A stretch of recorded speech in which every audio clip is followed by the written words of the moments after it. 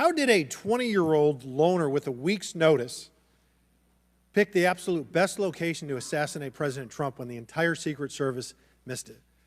Director Cheatle, in your leadership, your agency got outsmarted and outmaneuvered by a 20-year-old. How can we have any confidence that you could stop a trained professionals from a nefarious nation state? Those are absolutely questions that we need to have. I know they're questions, but you know, the fact of the matter is we can't have that confidence.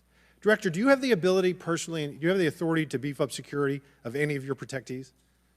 Yes, I do. Okay.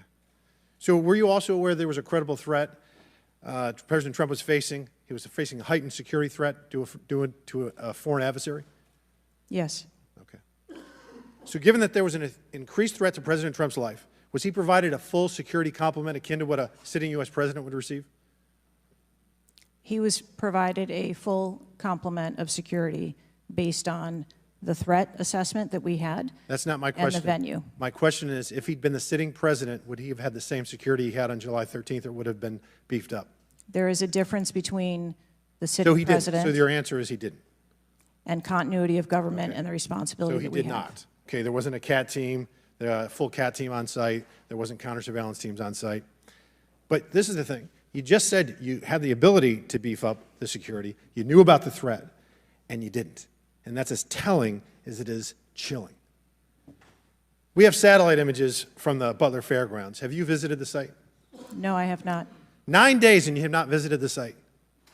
You should have been there that night. Did you talk to, that evening, did you talk to the team, the heroes that surrounded the president? Did you call them that night? They were still operational work. So that's an answer is no. Did you call them the next day? President.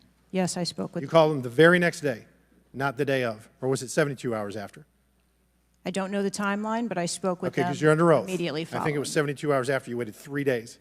What is immediately clear is that there are a number of structures that need to be secured. Of these, Director, other than the first, immediate 4, what's the most dangerous site that should have been secured? Because Security 101, you got to mitigate the high ground. Yes.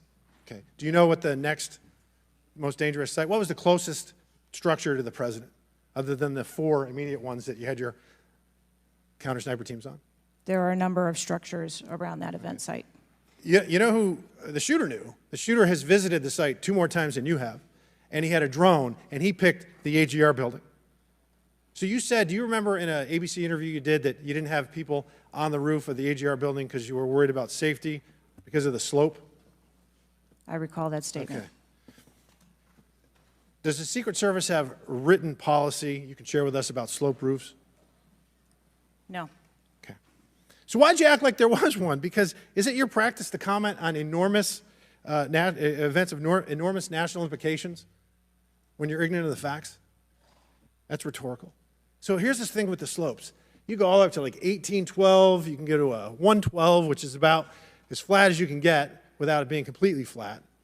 And you're saying that there was a danger, safety concern there. But the problem is, Director, you put your counter snipers on a 312 roof, which is steeper than the 112. And by the way, the 112 is ADA compliant. You can build a ramp for a wheelchair on a 112 roof.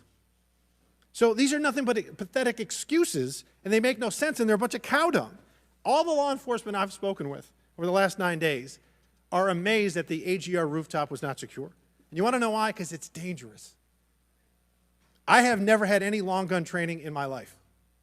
I own an AR-15, and last time I shot it one time my whole life. It was 6 years ago.